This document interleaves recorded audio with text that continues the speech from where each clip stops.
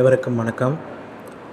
நடந்து முடிந்த பட்டதாரி ஆசிரியர் தேர்வில் வந்து பார்த்திங்கன்னா மே மாதமே சிவி முடிஞ்சதுங்க. மே எண்டில் வந்து பார்த்திங்கன்னா ஜூன் 1லேயே எல்லாத்துக்கும் சிவி முடிஞ்சதுங்க. அடுத்த பிடி கவுன்சிலுக்கான வந்து பார்த்திங்கன்னா எதிர்பார்த்துட்டு இருந்தீங்க. இது தொடர்பாக இப்போ உங்களுக்கு செலெக்ஷன் லிஸ்ட்லேயே கொடுத்துருப்பாங்க பாருங்கள். இது டிஆர்பியோட அஃபிஷியல் வெப்சைட்டில் எல்லாத்துக்குமே எந்தெந்த டிபார்ட்மெண்ட் வைஸாக விட்டுருந்தாங்க உங்களுக்கு. அதை நீங்கள் பார்க்கும்போது உங்களுக்கே தெரியுங்க. ஏன்னா இப்போ உங்களுக்கு இதில் முதல் கட்டமாக பல்வேறு இதுகள் இருந்தாலுமே நம்மளுக்கு சென்னை கார்ப்பரேஷன் பொறுத்த வரைக்கும் முதற்கட்ட பணிகள் வந்து கலந்தாய்வுக்கான முதற்கட்ட பணிகளாக அவங்க தரப்பில் வந்து பார்த்திங்கன்னா சான்றிதழ் சரிபார்ப்பு நடத்துகிறாங்க. அதாவது நாளைக்குங்க 19/11/2024 அன்று சென்னை அந்த ரிப்பன் பில்டிங் கட்டடத்தில் வந்து பார்த்திங்கன்னா மாநகராட்சி சார்பில் சென்னை மாநகராட்சி சார்பில் வந்து பார்த்திங்கன்னா யாரெல்லாம் இந்த சென்னை கார்ப்பரேஷன் எடுத்திருக்காங்களோ அவங்களுக்கான கலந்தாய்வு நடத்தும் பொருட்டு வந்து நாளைக்கு சான்றிதழ் சரிபார்ப்பு நடத்துகிறாங்க. அதுக்கு மொத்தம் 19 சர்டிஃபிகேட் கொடுத்துருக்காங்க. இங்கே எல்லா டிபார்ட்மெண்ட்டுமே சரிங்க. இந்த பிடியில் பொறுத்த வரைக்கும் மொத்தம் 213 பேருக்கு வந்து பார்த்திங்கன்னா அழைப்பாணை விடுக்கப்பட்டுள்ளதுங்க. இந்த 213 பேருக்கு வந்து பார்த்திங்கன்னா மாநகராட்சி சென்னை மாநகராட்சியில் வந்து பார்த்திங்கன்னா அவ்வளோ போஸ்டிங் வந்து இதில் கவர் ஆகிருக்குங்க. அதுக்கு இவங்க 19/11 வந்து பார்த்திங்கன்னா சென்னையிலே வந்து பார்த்திங்கன்னா இடம் பிளேஸ்மெண்ட் கொடுத்துட்டாங்க. 19/11/2024 அன்று காலை 10 மணிக்கு நீங்கள் என்ன இருந்தாலுமே சரிங்க, இந்த ரிப்பன் பில்டிங்கில் வந்து பார்த்திங்கன்னா நடக்குதுங்க.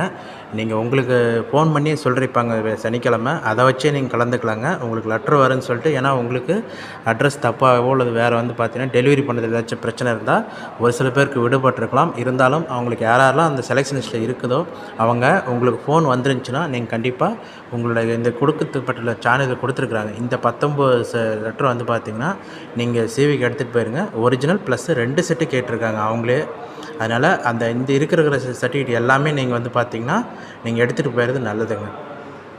உங்களுக்கு பெரிய அளவுக்கு வந்து பார்த்திங்கன்னா அதில் சேஞ்சஸ் இல்லைங்க. ஆல்ரெடி டிஆர்பி தரப்பில் அவங்க சிவி நடத்தும் போது என்ன டாக்குமெண்ட் இருந்துச்சோ அதே தான் இவங்களும் பார்க்குறாங்க. இருந்தாலும் கூடுதலாக அந்த எம்ப்ளாய்மெண்ட் கார்டும் ப்ளஸ் ரேஷன் கார்டு இது 2 மட்டும்தாங்க அடிஷ்னலாக அவங்க தரப்பில் கேட்குறாங்க. இப்போ உங்களுக்கே தெரியும், இப்போ இந்த கால் லெட்டர் வந்திருக்குங்களா, இதை எடுத்துருவீங்க. ரெண்டாவது வந்து பார்த்திங்கன்னா டிஆர்பி கால் லெட்டர் சிவி கூப்பிட்ருந்தாங்க பார்த்திங்களா, அந்த லெட்டர் எடுத்துங்க. மூணாவது வந்து பார்த்திங்கன்னா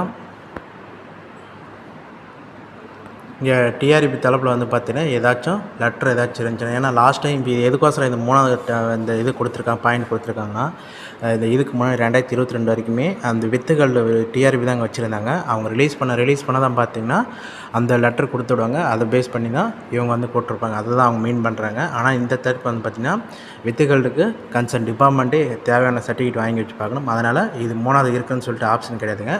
பர்த் சர்டிஃபிகேட்டுக்கு நிறைய பேர் 1989க்கு முன்னாடி பிறந்தவங்க பர்த் சர்டிஃபிகேட் கட்டாயம் கிடையாதுங்க. இருந்தாலும் அதுக்கு பின்னாடி இந்த பர்த் சர்டிஃபிகேட் வந்து பார்த்திங்கன்னா உங்களுக்கு டேட் ஆஃப் பர்த் வெரிஃபிகேஷன் பண்ணி தான். இதுக்கு நீங்கள் எஸ்எஸ்எல்சி சர்டிஃபிகேட் ஈக்குவலன்ஸாக இருக்கிறதால நீங்கள் அதை எடுத்துகிட்டு போனாவே போதுமானதுங்க. நீங்கள் அடிஷ்னலாக என்ன எடுத்துகிட்டு போகிறீங்கன்னா அந்த எம்ப்ளாய்மெண்ட் கார்டு மட்டும்தாங்க. நீங்கள் அதை எடுத்துகிட்டு போய்ங்க ரெனியூவல் பண்ணிட்டு போங்க முடிஞ்ச அளவுக்கு. ஏன்னா இப்போ நம்மளுக்கு இப்போ ஒருத்தருக்கு 18 மாதம் வரைக்குமே நம்மளுக்கு கன்ஸ்ட்ரக்ஷன் கொடுத்துருக்காங்க. 3 வருஷம் கொடுத்துருப்பாங்க. அந்த இதோட வந்து பார்த்திங்கன்னா இருக்குது. அப்படி இல்லைனாலும் முதற்கட்டமாக நீங்கள் இல்லையே சொல்லிட்டு வருத்தப்படுறதோட அங்கே நீங்கள் எதாக இருந்தாலும் நீங்கள் இருக்கிற என்னென்ன டாக்குமெண்ட் இருக்குதோ இந்த லிஸ்ட்டில் இருக்கிற டாக்குமெண்ட் நீங்கள் எடுத்துக்கிட்டு சென்னையில் ஃபஸ்ட்டு நடந்திருக்கிற அந்த சிவியில் போய் கம்பல்சரி காத்துங்க. உங்களுக்கு டைம் இன்னும் கொடுப்பாங்க. நாளைக்கு வந்து கவுன்சிலிங் கிடையாதுங்க, சான்றிதழ் சரிபார்ப்பு மட்டும்தான். அதனால் கவுன்சிலிங் தொடர்பான அறிவிப்பு நாளைக்கும் அவங்க கொடுப்பாங்க. இல்லைனா அவங்க இன்னொரு நாளில் சொல்லுவாங்க, அன்றைக்கி நீங்கள் போய் பார்த்து எடுத்துக்கலாங்க. அதுக்கு அடுத்த கம்யூனிட்டி சர்டிஃபிகேட் நீங்கள் ஆல்ரெடி சிவியில் கொடுத்தது தான். 10th mark sheet, 12th mark sheet, அடுத்த UG degree certificate with mark sheets எடுத்துகிட்டு போயிருங்க. எல்லாமே 2 செட்டு ஜெராக்ஸ் கேட்டிருக்காங்க. நீங்கள் ஒரு செட்டு எக்ஸ்ட்ரா கூட எடுத்துகிட்டு போயிருங்க, தப்பு கிடையாதுங்க. அடுத்த இது உங்களுக்கு BEd certificate with mark sheet, இதுவும் சிவியில் கேட்டது தான். எம்எட் இருந்தால் ஓகேங்க, அது ஆப்ஷன் ஒரு சில பேர் கொடுத்துருப்பீங்க. இது கட்டாயம் இருக்குதுன்னு சொல்லிட்டு கட்டாயம் கிடையாது. உங்களுக்கு நீங்கள் கொடுத்துருந்தால் மட்டும் கொடுக்கலாம், இல்லைன்னா தேவையில்லைங்க. அதேமாதிரி டெட் சர்டிஃபிகேட் கம்பல்சரி அவங்களும் கேட்குறாங்க. ரெக்யூர்மெண்ட் எக்ஸாம் இது வேண்டாங்க. அதுக்கு அடுத்த டிசி சர்டிஃபிகேட் வந்து பார்த்திங்கன்னா லாஸ்ட்டாக எதில் இன்ஸ்டியூட்டில் படிச்சிங்களோ அதுக்கான டிசி வந்து கண்டிப்பாக எடுத்துங்க. அதே மாதிரி இதில் ஆதார் கார்டு லாஸ்ட் டைமே நீங்கள் சிவி போகும்போதே டிஆர்பிலையும் கேட்டிருப்பீங்க. இங்கே நீங்கள் அடிஷ்னலாக நீங்கள் நோட் பண்ண வேண்டியது ரேஷன் கார்டுங்க. ரேஷன் கார்டு கண்டிப்பாக அது அவங்களும் ஒரு செட்டு 2 செட் கேட்டிருக்காங்க. அதுக்கப்புறம் ரீசன்ட் பாஸ்போர்ட் பார்த்துக்குங்க. வேறு சர்டிஃபிகேட் ஏதாச்சும் இருந்தால் இப்போ ஒரு சில வித்துகள் இருப்பீங்க, அதுமாதிரி ஸ்பெஷல் கிளைம்டு ஏதாச்சும் இருப்பீங்க, தமிழ் மீடியம் சர்டிஃபிகேட் வச்சுருப்பீங்க, வேறு கோட்டா சர்டிஃபிகேட் ஏதாச்சும் வச்சுருப்பீங்க. இது மாதிரி இருக்கிறவங்க பட்சத்தில் அந்த சர்டிஃபிகேட் இருந்தாலும் எடுத்துகிட்டு போகலாம். இது வந்து கம்பல்சரி கிடையாதுங்க. ஆனால் உங்களுக்கு மற்றபடி அந்த சர்டிஃபிகேட் பெரும்பாலும் வந்து பெரிய மாறுதல் எதுவும் இல்லாமல் தாங்க இருக்குது. அதனால் நீங்கள் இந்த அடிஷனல் சர்டிஃபிகேட் மட்டும் நீங்கள் 2 செட் எடுத்துகிட்டு போய்ங்க. ஒரிஜினல் நீங்கள் எடுத்துகிட்டு போயிருங்க.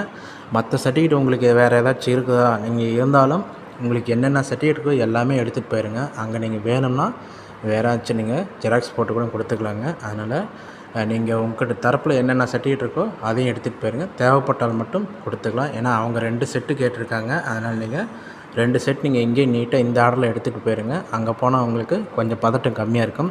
213 பேருங்க மேக்ஸிமம். உங்கள் சப்ஜெக்டில் உங்களுக்கு தெரிஞ்சவங்க வந்து பார்த்திங்கன்னா நிறைய பேர் இருப்பீங்க. ஆல்ரெடி இப்போ குரூப்பில் இருக்கும்போதே வந்து பார்த்திங்கன்னா உங்களுக்கு நிறையா கான்டாக்ட்ஸ் இருக்குது. அதனால் அவங்க கூட கொஞ்சம் பேசி ட்ராவல் பண்ண கொஞ்சம் பார்த்திங்கன்னா உங்களுக்கு கொஞ்சம் அந்த பதட்டம் கொஞ்சம் கம்மியாக இருக்கிற மாதிரிங்க.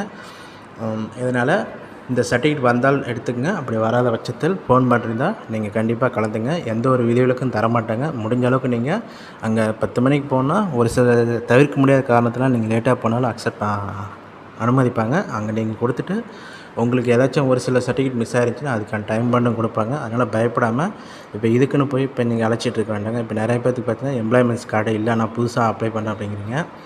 அது ஒரு சில டைம் ஏன்னா உங்கள் டேட்டா பேஸ் ஆல்ரெடி இருக்கிறதுனால அது அங்கே நீங்கள் அப்ளை பண்ணுறது சிரமமாக இருக்குங்க. அதனால் நீங்கள் ட்ரை பண்ணி பாருங்கள். இல்லைன்னா பட்சத்தில் நீங்கள் எம்ப்ளாய்மெண்ட் இப்போ நீங்கள் போயிட்டு நாளைக்கு உங்களுக்கு கவுன்சிலிங் இருக்கிறதுனால இன்றைக்கி ஒரே நாளில் எதுவும் சரி பண்ணி தர மாட்டாங்க. ஒருவேளை ஆப்ஷனில் நீங்கள் டிஸ்ட்ரிக்ட் ஹெட் குவார்ட்டர்ஸில் போய்ட்டு நீங்கள் இதில் நீங்கள் எம்ப்ளாய்மெண்ட் ஆஃபீஸில் நீங்கள் வேணால் கேட்டு பார்த்தா பண்ணலாம். ஆனால் அதுக்கு அலைச்சல் அதிகமாக இருக்கும். நீங்கள் இதை பார்த்துக்குங்க. அதுக்கப்புறம் கூட அது சரி பண்ணி கொடுத்துட்லாங்க. ஓகேங்க. வேறு ஏதாச்சும் டவுட் இருந்தால் கண்டிப்பாக பாருங்கள். இது தொடர்பாக இப்போ ஒரு பகுதியான அந்த இது மட்டும் கூப்பிட்ருக்குறாங்க, சென்னை மாநகராட்சி மட்டுங்க. இது மற்றது அடுத்ததாக வந்து பார்த்திங்கன்னா இப்போ இந்த பள்ளிக்கல்வித்துறை அமைச்சர் சொன்ன மாதிரி இந்த மாத இறுதிக்குள்ளே வந்து பார்த்திங்கன்னா அனைத்து நடவடிக்கையும் மேற்கொள்ளும் பட்சத்தில் உங்களுக்கு பள்ளிக்கல்வித்துறை மற்ற ஏடி வெல்ஃபேர் இது எல்லாமே கூப்பிட்றதுக்கான வாய்ப்புகள் அதிகமாக இருக்குங்க. அதே மாதிரி எம்பிசி அந்த சிறுபான்மையினர் பள்ளிகள் இது இந்த ஏடி வெல்ஃபேர் இதெல்லாம் உங்களுக்கு தனித்தனியாக இருக்கிறதுனால அவங்களுக்கு செப்பரேட்டாக தனியாக கூப்பிட்ருவாங்க. அவங்களுக்கு எந்த ஒரு இதுவும் கிடையாது. இதை பொறுத்த வரைக்கும் வெயிட் பண்ணலாங்க. Okay friends, thank you. ஏதாச்சும் டவுட்னா கமெண்ட் பண்ணுங்கள். நானும் தெரிஞ்ச அளவுக்கு கிளியர் பண்ணுறேன். Okay friends, thank you.